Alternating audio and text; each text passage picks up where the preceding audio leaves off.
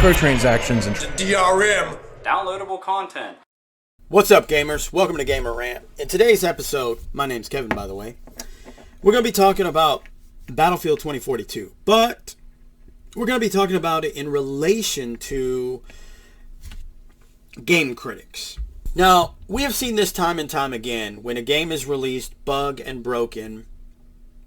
Well, buggy and broken, but same thing, whatever, all right?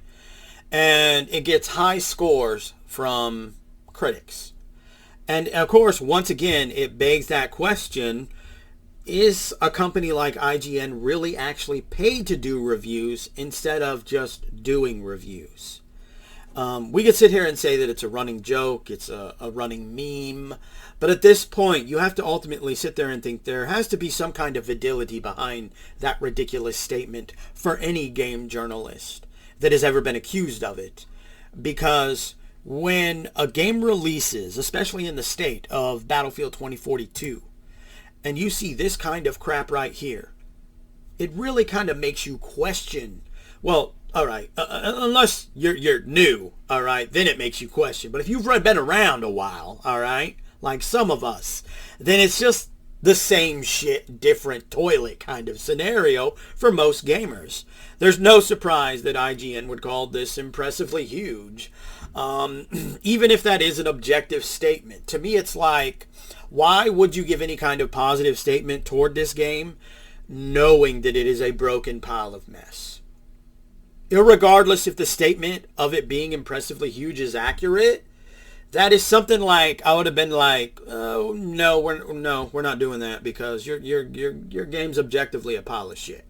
We're not, even though it is impressively huge, we're not going to actually, you don't get to put that quote on your website because it's just going to make us look like we're sucking dick, and people already think we suck your dick enough.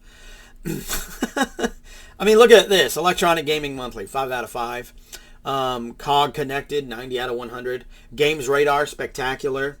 PC Games, one of my favorite games in the entire series. Digital Trends, nothing matches 2042 scale and quality. We jump over to Battlefield. They got an 80%. IGN gave it a 7, which is above average. The greater point here is that, we've seen this time and time again with multiple releases of games. And I think we've come to that point where I've often said this before in past videos, is that in the modern age that we live in, bugs and how the state of the game is released objectively needs to be evaluated, not just in the review, but in the score as well.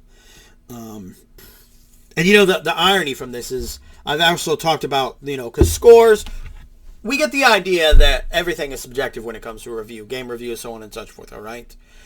But the whole point is that when you're writing a review, even though it is subjective, your opinion, you need to try to be as objective as possible. And unfortunately, both users and critics don't really tend to do this. I've talked about Angry Joe on this channel before. He does the same thing, all right? He's not as 100% honest as he would like to think he is, all right? He has done exactly what we have seen right here before. Maybe not so much because the game was bug-ridden and broken, but there have been games that he has reviewed bug-ridden and broken and gave a high score. Maybe not like 10 out of 10, or I believe that's what his scale is. I don't fucking know. It's a something, all right? It's a something out of something. He has given them in the past above average. And it's like, how can a game be above average if it's released fucking broken? We live in an age of gaming where, like I stated, how the game is released, what state it is, and bugs, and even missing features need to be evaluated as well. And I'm not talking about missing features like, oh, I wish this had a weapon wheel in it. It would make the game smoother. I'm not talking about like a personal preference. I'm talking about when a developer clearly does what they did for Battlefield 2042. They basically downgraded the game. They took features out of it. Then yes, you need to evaluate that into your score, because that's literally what the game developers have done. They downgraded the game. They took a feature out that was liked by many people. That is a fucking downgrade, and it should be evaluated into the game, whether we're talking critic or users. And you know, this is the kind of shit that alongside is right up there with microtransactions and loot boxes.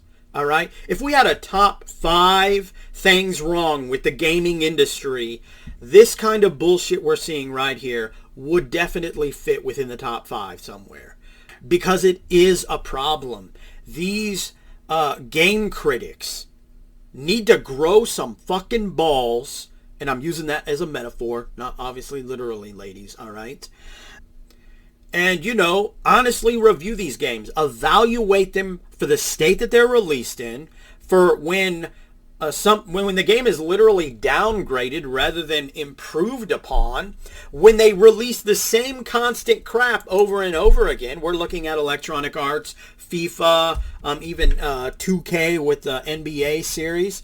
Just the same regurgitated shit all the time. That kind of thing needs to be evaluated into the review and the score. Make it a negative aspect. This kind of shit needs to stop. Because this is literally 100% saying, we suck in Electronic Arts dick. Or insert whatever game, Bethesda, Activision, we're sucking their dick. And we hope a bunch of you people read our review and go out and get it. And then you can be pissed at us too. Anyway, that's all I have to say in regards to this subject. I hope you enjoyed this video in some fashion or form. You can always hit the subscribe button. Before you hit the subscribe button, I would definitely go check out some of my older videos, because this is Gamer Rant. I do plan on doing videos where I talk about, I don't want to say more positive stuff, but something I've never done on this channel is be like, hey, here's my game collection. Here's an unboxing. Here's the kind of shit I pre-order, all right?